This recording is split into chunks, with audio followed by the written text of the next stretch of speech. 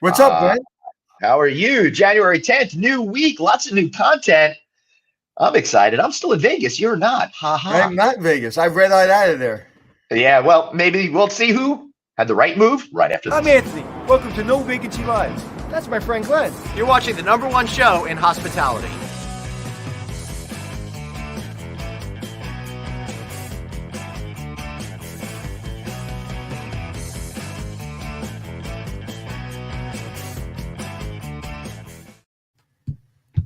Everybody, welcome to No Vacancy Live. Of course, that's Anthony Melchiori. I'm Glenn Hausman, coming at you live from both Palazzo, Las Vegas, and somewhere in New York City. How you doing today? What's up, buddy? How are you? I just saw you like 3 minutes ago.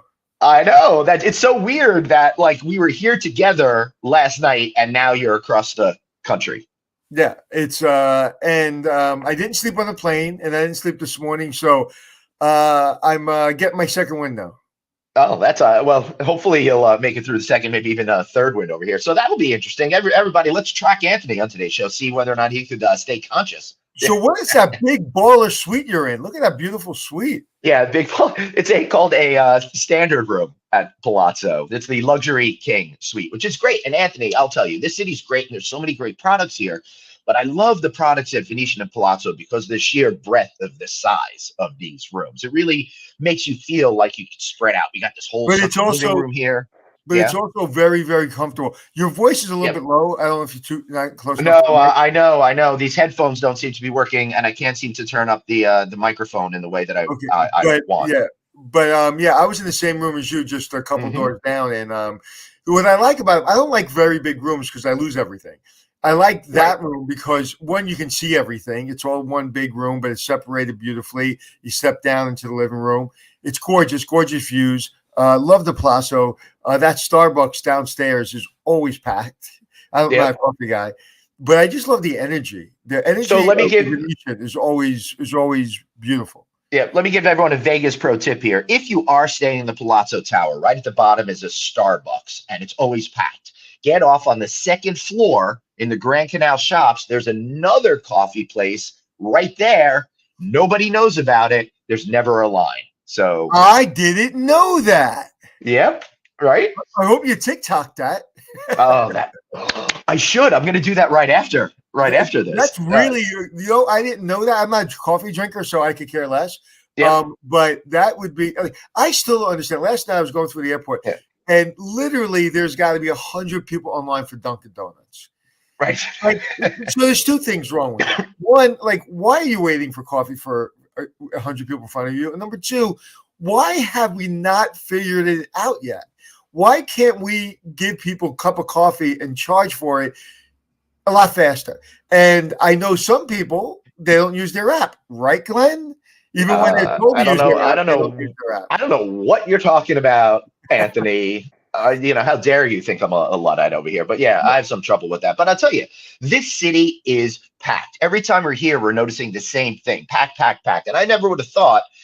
Sure, CES was here, and that's one of the biggest events all year, if not the biggest citywide event all year for here. But it ended Saturday night. It's now Tuesday, and this place does not seem to have gotten any less crowded. It's pretty amazing. Yeah, it is. And you know what it is? They keep up in the game, whether it be, new hotels, new venues. There's always something. You're going to Vegas. You're not going to gamble typically. You're going for the destination. And each hotel, we were talking about this yesterday with Tony from the Venetian. Tony Yusfi is the chief sales officer. Yeah, and he was right. He was like, every hotel has to stand on their own. They have to be a destination. And I think Venetian was one of the first that did it incredibly well. I mean, you remember better than anyone when they first opened and everybody was just, and it still stands the test of time. Yeah, it really does. More than 20 years later, one of the things that I've said before, and I've told you this, I feel like this property is what I call democratizes luxury. Makes everybody feel special in a really comfortable way that's not pretentious. So I really love this place. And that's what's great about the hotel business, right? Or even a great restaurant. You can go to a hotel even one night. If you take a drive to Vegas, you're not too far. You stay in one of these beautiful hotels, you go to a nice dinner, and for, not cheap, but modest price, you can go on vacation for a day and you can feel like you're a baller.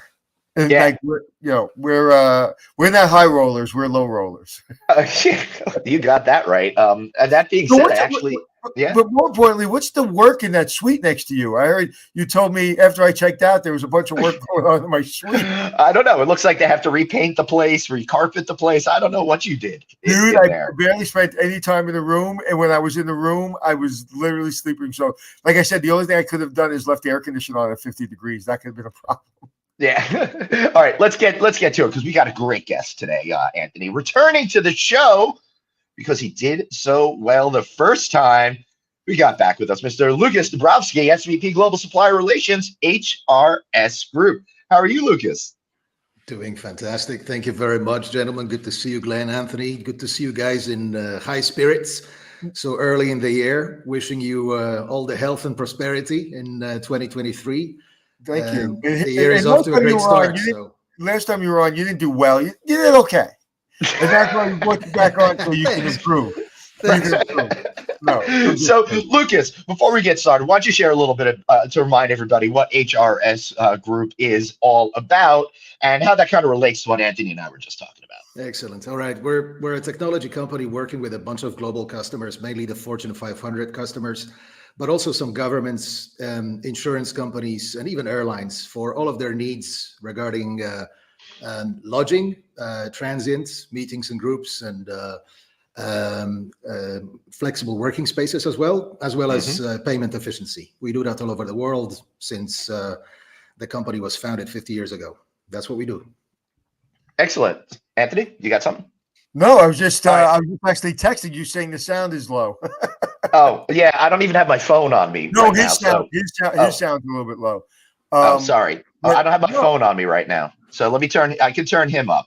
Lukasz, yeah. I'm turning your mic up. This is really, I love this behind this stuff for people. Okay. So Lukasz, what is the general sentiment out there that you're seeing?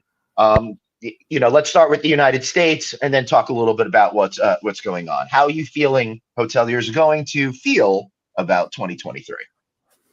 Well, I think they're off to an extremely optimistic start that's fueled by what happened since more or less the middle of 2022, right? So everybody's still surfing that wave of optimism, and I think we will see more strength of the domestic business, especially valid for the large markets. I can echo your observations for Vegas. I have toured the US towards the end of the year. I was in New York, I was in Miami. It was literally impossible to get a room last minute. And it's a combination of convention business, leisure, and strong corporate traffic. So that's definitely going to continue. And then with the rest of the world opening up, you heard the news about China. That's big. Yep. I think we're only going to see more and more in terms of cross-border intercontinental traffic as well. So it's an optimistic outlook from where I sit. And of course, you're talking about corporate travels and meeting side of the business. And here in Vegas, in the United States, this and Orlando are the two biggest cities for that. And I'll tell you, Lukasz, they keep expanding the convention space in this town. And in the last 3-4 months, the city's really been running on all cylinders with this event. And the CES event that just wrapped up is just proving that business is really back in a whole meaningful way. And I think, you'll have to tell me if I'm wrong, but I think we're getting past that point where it was people just catching up with those events that they might have missed over the last couple of years. And this is all moving forward business. It's not makeup business. And we're in pretty good shape. Is that an accurate assessment to what you're seeing? It's my sentiment exactly. I think every single bit of making up for the lost time and for the terrible period of the travel freezes and lockdowns is already behind us. That's more or less what happened in the second half of 2022. We are now entering a whole new normal, if you like, which is a very exciting world, as proven by our experience of the procurement season, 2022-23, a lot more dynamic, and with some pretty major new trends as part of it, staying here for good, as far as I can see. Yeah. What's the biggest trend right now? I have 6 to share with you in the course of today, and we can weave them into the conversation later on. Will there be a test at the end of the podcast? Yes, there might be. is. So everybody take notes. But wait, multiple I'm selection confused, Brett. answers. I'm confused. We gotta go back. I'm completely confused. I was told by some people that came on this podcast and a lot of people in media that meetings are never going to come back and we're all going to be virtual for a long, long time. So that's not true? That's not true. In short, I think one of the biggest trends that we see out there that has been echoed around is all of the procurement efforts of 2022 for 2023 and beyond is convergence. And what does that mean? It basically means that all of those large corporate customers are pulling in every single line of business that they have under their control, starting with transient and expanding it further to long stay, to groups and meetings, to consolidate that, choose a more narrow selection of preferred partners, and basically achieve a better value out of the negotiated preferred relationships. That has been major for us in the course of the recent months, and that is definitely there to stay. We have to understand the predictability of the transient traffic, the transient streams has decreased. Everybody has felt it. And I think the way of striking a win-win deal in the new world is definitely paying a lot of attention to opening up to convergence-related opportunities. So hotels, get ready for that because you will see this as a tremendous opportunity, not just of getting business from multiple different segments, but also for increasing your loyalty footprint with those customers in the long term. All right, so let me see if I got this right. So what you're saying, Lukasz, is instead of a company negotiating for just a particular event or transient rate, you're working with them to pull all of that together. So they'll utilize those specific hotels more frequently and create more loyalty behind that. Indeed, yes. It is the annual cycle of procurement has changed, and there is no return to what it used to be. So we used to negotiate those special corporate rates over the course of many months, and obviously that was the one thing that everybody was focusing on. It was only transient business. That's all it was. And we are right now asked to look way beyond the transient dimension. So we're looking for partners that are relevant for meetings, for groups, for long stays. We are also looking for partners who can basically help out the customers with the regular meeting demand, a flexible working space demand. I think we can see also a lot of hotels, smart players in the hospitality space reacting to this, converting their lobbies and doing more to be able to accommodate that attractive demand. Yeah, I'm noticing. Anthony, you look like you were going to say something. Yeah, I'm noticing more that people seem to want to come together more than ever. When we were just in Vegas, and you're still in Vegas, Glenn, it's like the bars are packed, the lobbies are packed. People are not separating. People are not interested in separation. If anything, I'm seeing places more busier than I've ever seen them. People definitely want to get out and on all levels, and I think this year, in my opinion, will outpace 2019. I wasn't really sure about that. I thought, 2022, as we all know, especially the last 6 months, was great. But 2023, everybody's talking about inflation. Everybody's talking about recession. But we're not seeing it. We're not seeing it in the bookings. We're not seeing it in the occupancies and average rates. We're seeing things go in a lot of markets, not just the Vegas and the big city markets. Am I incorrect? It's definitely the case in many situations that we've encountered in the space of the recent months when negotiating on behalf of large corporations. Availability was one of the key currencies, not really price, and that is something that comes with a word of caution, obviously, to all of the hoteliers out there. We have been seeing that massive surge in the leisure demand. But I think we should all remember that the definition of the surge is such that it doesn't last forever. Let's not forget about the importance of that lucrative corporate business that is an important baseline, that is the critical baseline to a lot of the properties out there. That is the repeat business with high on-site spend that is worth looking after. And especially if we are putting so much effort into negotiating special rates and conducting this, lengthy and laborious procurement exercise over the course of many months, it is just the wrong thing to do to later on spoil it by offering limited bookability and availability, which then ends up in the reporting received by the corporates and can very easily influence the decision on a hotel being taken out of the preferred program. So let's look after our corporates. That's my message, in the light, obviously, of the very tempting leisure demand. All right. So how is all of this actually affecting pricing going forward, right? What are hoteliers thinking, and what are their customers thinking when it comes to all that you've just laid out for us? So hoteliers are obviously focused on driving ADR, and that's no secret. There is also a very strong trend of moving the actual fixed negotiated rates in the direction of dynamic pricing. So a certain discount of best available rate versus a fixed negotiated rate throughout the season.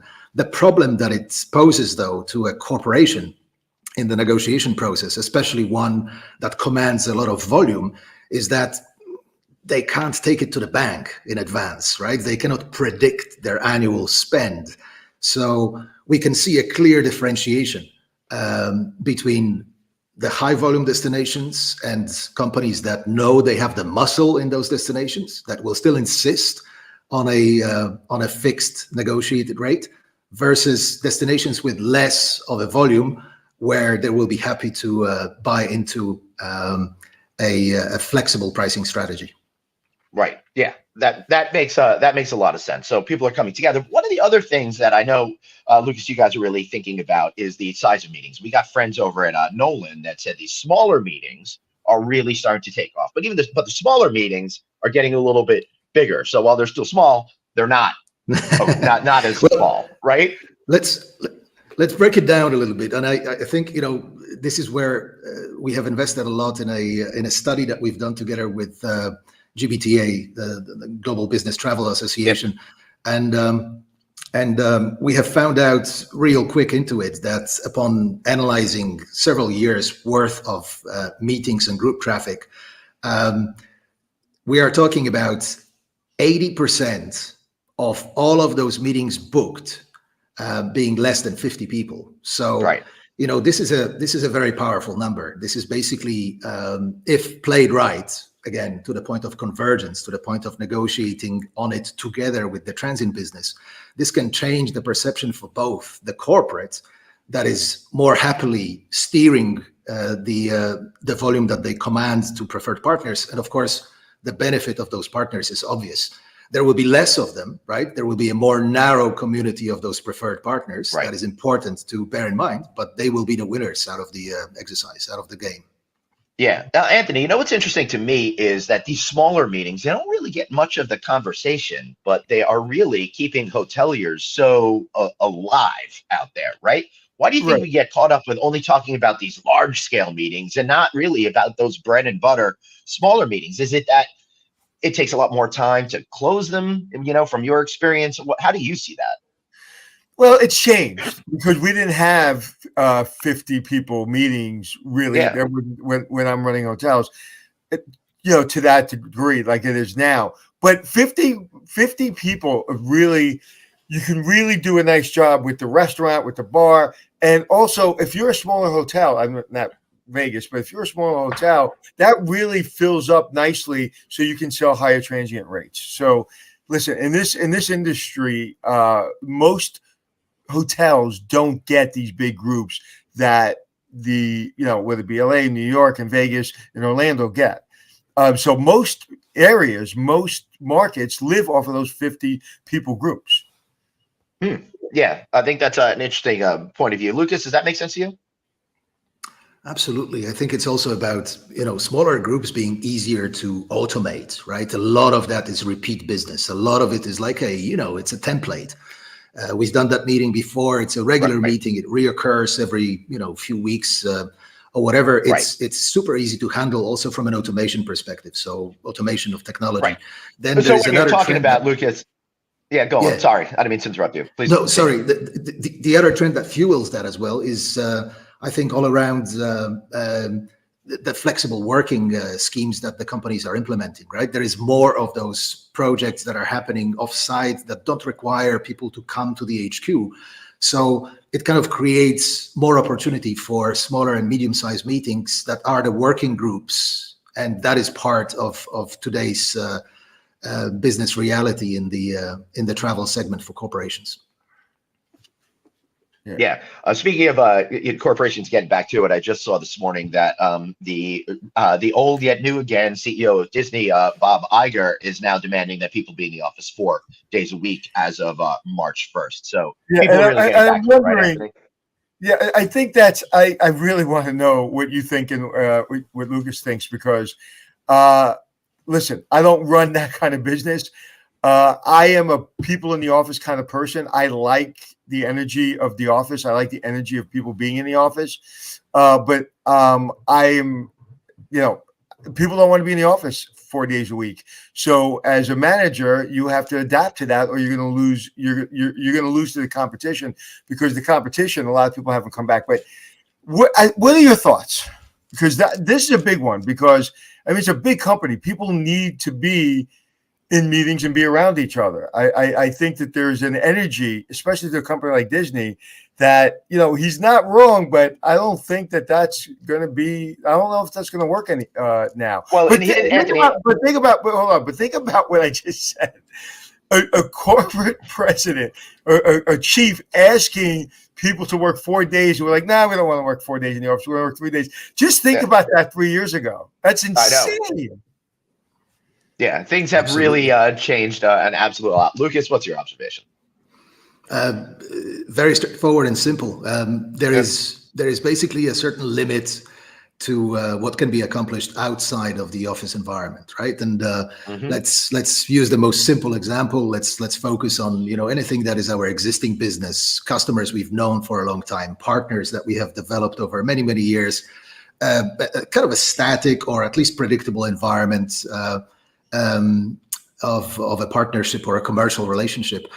That to a large extent can be managed remotely and developed remotely, looked after remotely. Right. But anything that's more dynamic, anything that requires winning new business, anything that requires cross-functional collaboration, I don't think is sustainable and scalable in this new world. So yes, we have to balance it carefully, to Anthony's point, because I think every single person that is being interviewed now for our industry will come with the expectations of a certain flexibility in terms of working hours and location.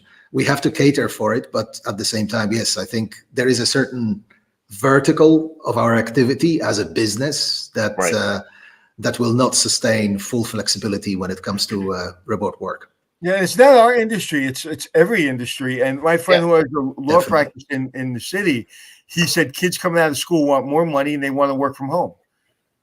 But they want more money. They want a lot more money, and they want to work from home. And they're like, "Oh, I can come in like 1 day a week. I live far; it's an hour and a half commute, so I'll do 1 day a week." And he's like, he has to do it. I think he has a rule now that it's 2 or 3 days a week, but you can't get away with it. He said, Anthony, if I don't take them, and they're really qualified candidates, my competition takes them and said they don't have to come in the office at all.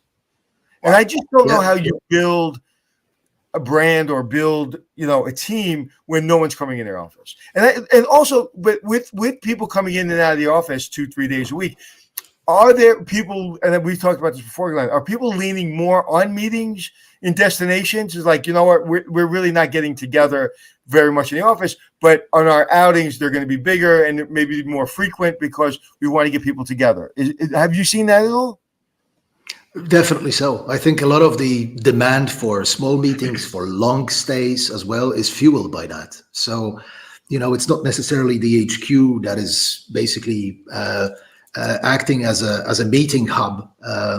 It can still be the same people. It can still be the same project team, but they can be sitting closer to a customer.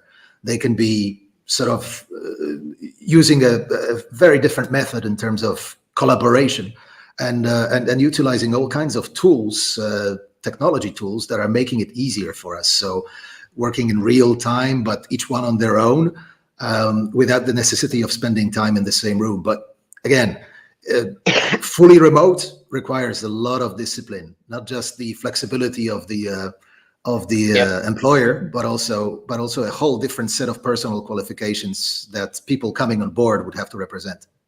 Yeah, it is different. I mean, I work remote because I'm my own business and I work from home, which is the same kind of thing, because you need to have that discipline to get working. But hoteliers, Anthony makes a great point. There's a lot of opportunity out there to get some even newer, smaller meetings, bringing those teams together.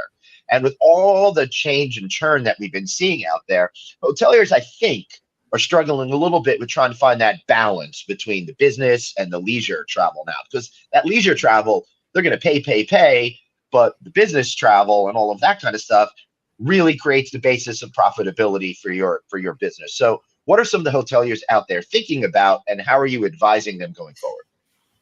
This is a great question. I think that the focus should really be in terms of balancing the mix on making sure that you protect the longer term relationships, the relationships that are looked at from a total account contribution perspective, right? So not just the ADR, not just the in and out stay, but total account contribution. That doesn't only include the on-site spend, the room services and the mini bars and the laundries. This also includes, in the spirit of convergence, it includes the meetings that we are receiving from that corporate customers. It includes the long stay business that we are receiving from that corporate customer.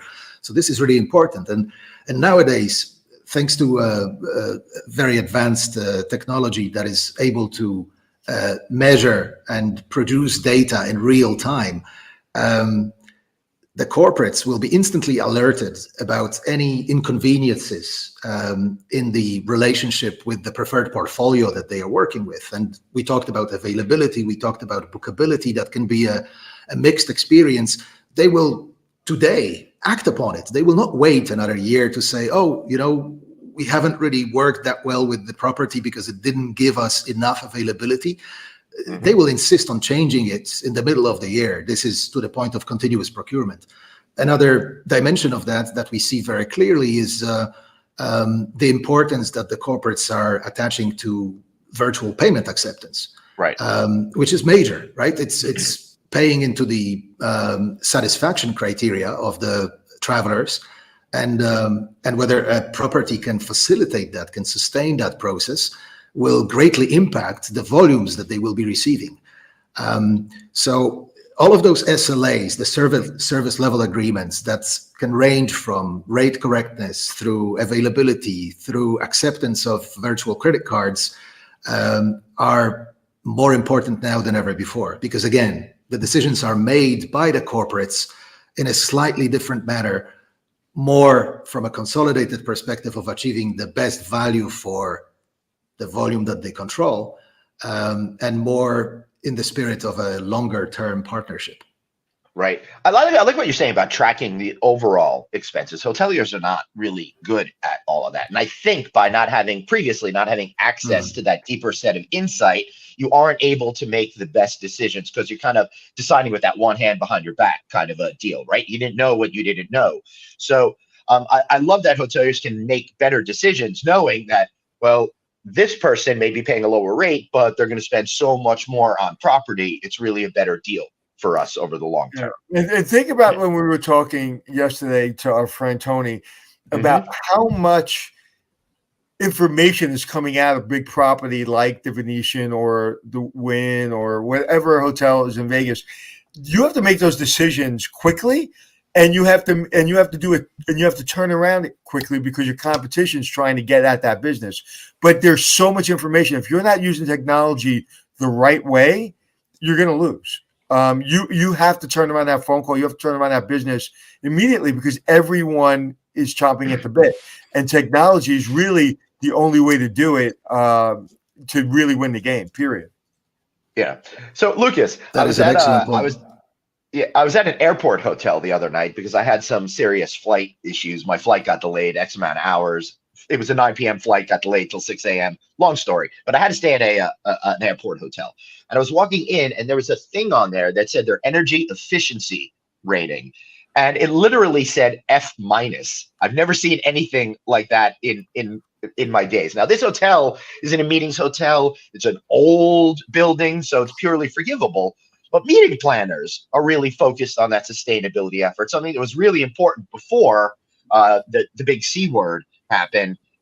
I think it's coming back now. What are some of your observations around the importance of sustainability for people that are buying hotels, travels, and groups business? Well, I can only say, in line with our last conversation, sustainability stays on the very top of the so-called 5S framework of the key priorities of corporations that include safety, security, sustainability, savings, and satisfaction.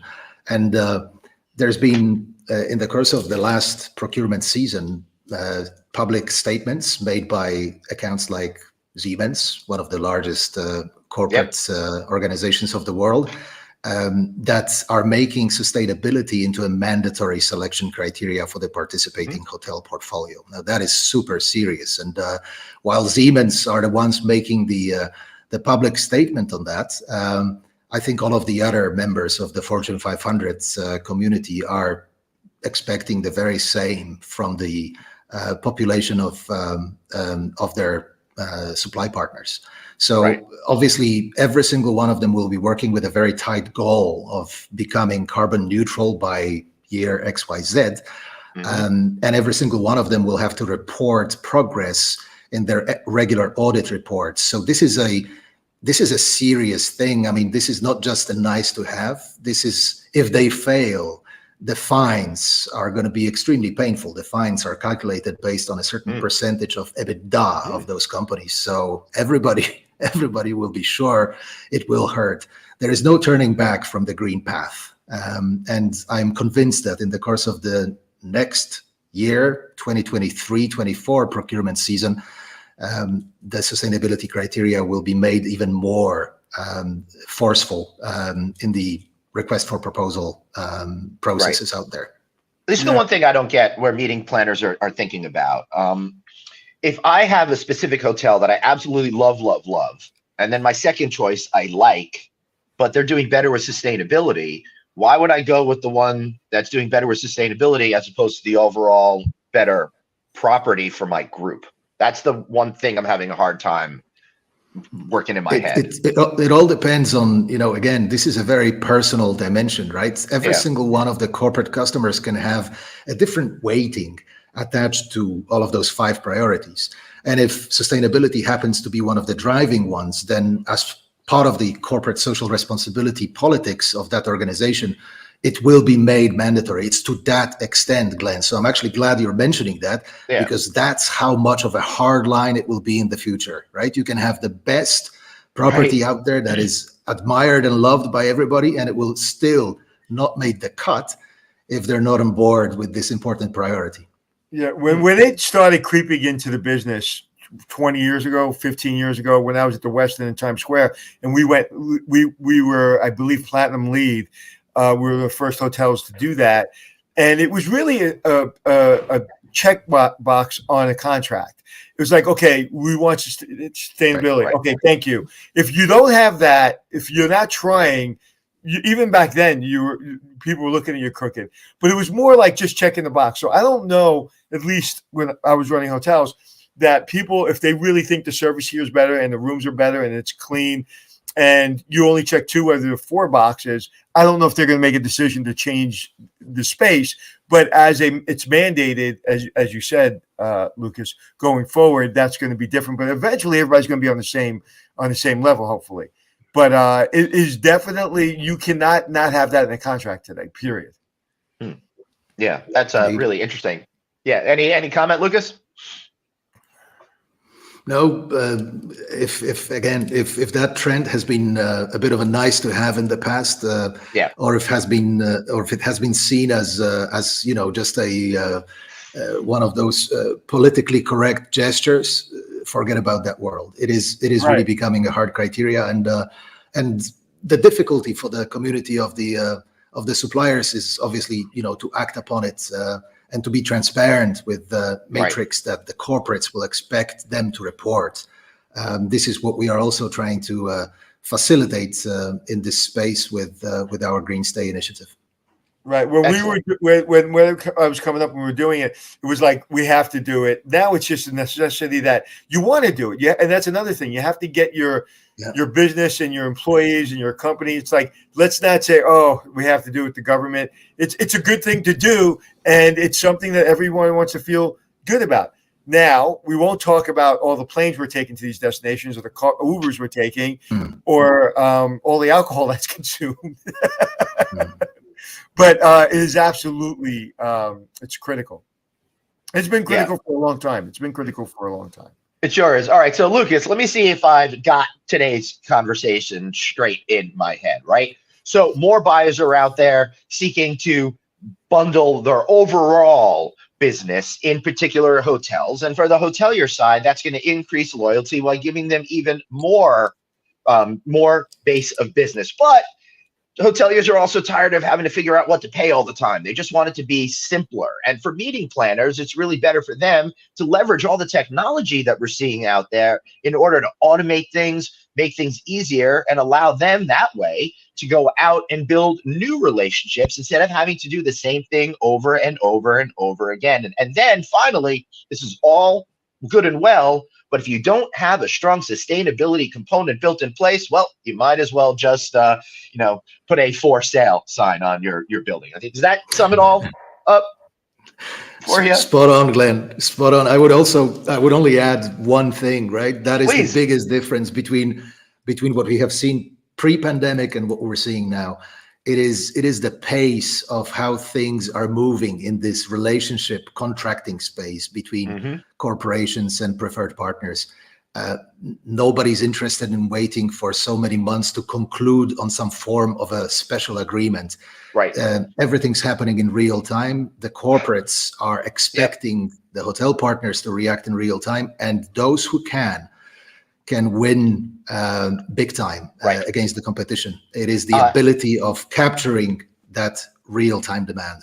Yeah, for sure. Speaking of real-time demand, Anthony and I were recently talking to a hotel executive that was talking about how they needed to, with their meetings business, get quicker with responding, because if they can't have the mechanisms in place to reach out to people and connect with them right away to start talking, then they're going to be losing business to the buildings down the road or the convention center 100%. or whatever it might be. So really, everybody out there, you've got to act quick, use technology, and be smart overall about your go-forward strategy. And Lucas, you really got to delegate decisions to your employees. Every person, especially when you're selling, has got to be an entrepreneur. It's like a concierge. You can't tell a concierge how to speak to a guest and what to offer. I always say a concierge is an entrepreneur. They have to be entrepreneurial. So a salesperson has to have some limits, but basically they've got to book business and they've got to have ability to make decisions and not have 37 chain of command to make a decision, because that's what weighs down the timeline. It's not so much that the person answering the phone or the person taking the meeting is delaying things. It's there's a chain of command that has to really be filtered and really streamlined. Yeah. Excellent. Lucas, how can we learn more about HRS Group and you? All right. He's for sure. Glenn, he's laughing at us. Yeah. Well, he just shocked him. He gave him a shameless plug. For anything you need to know more about what we're doing and how we're disrupting and changing the business travel industry, just check out hrs.com. I'll be more than happy to connect with you over LinkedIn as well, and make a personal intro to one of our respective team members worldwide. Beautiful. Well, thank you so much for being here, Lucas. We really appreciate it. And on the last official day, we're allowed to say this: Happy New Year. Yes, indeed. And Take to you, care. thank you, gentlemen. Yeah, Happy bye-bye. New Year. Why is today the last official day we can say Happy New Year? We on Friday Night Audit, we went through this and we discussed what the policies are. For me, I have a strict policy of only the 1st through the 10th of saying Happy New Year to people. Then we decided after that, you're allowed to say, we hope the new year is off to a good start for you. But you can't get into Happy New Year on like January 23rd. It seems weird. I say it until November 15th. Somewhere around June, you switch to a happy current year, happy old year or something. And then November 16th, it's Happy New Year for the next year.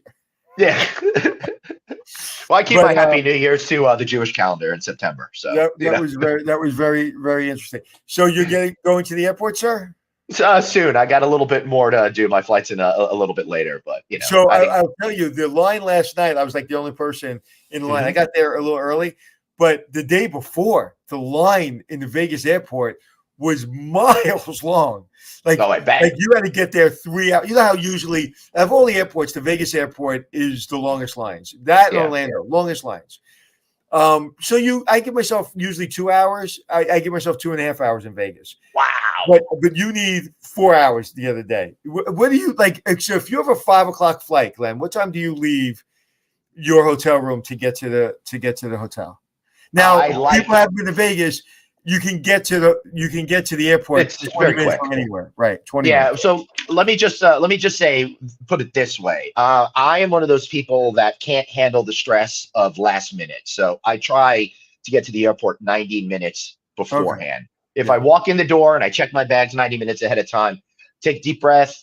I got clear, so I go through pretty quickly. And then it's usually, if you get there 90 minutes beforehand, you're boarding 30 minutes before the flight takes off. So it's not too. My flight was 11. I got there 8 o'clock. Yeah. Wow. And there's no Delta Sky Lounge, so that must have been very painful. No, it's American Express Sky Lounge. Oh, you went there. All right. Well, yeah. Good for you. Yeah. I got to see about getting into that one. All right. So I'm going to go figure that out today. We'll be back here tomorrow with another great show. And until then, remember, I got to do this part. Whoop. Don't forget to get our audio podcast. Sign up to Apple Podcasts, iHeartRadio, Stitcher, SoundCloud. If you're listening to us, want to give us a watch, give us a watch on LinkedIn, Facebook, NoVacancyNews.com, YouTube, all the usual suspects. All right, let's get out of here. All right, everybody, you've got one life, so blaze on and be kind to yourself. See y'all tomorrow. Are you being kind to yourself, Glenn?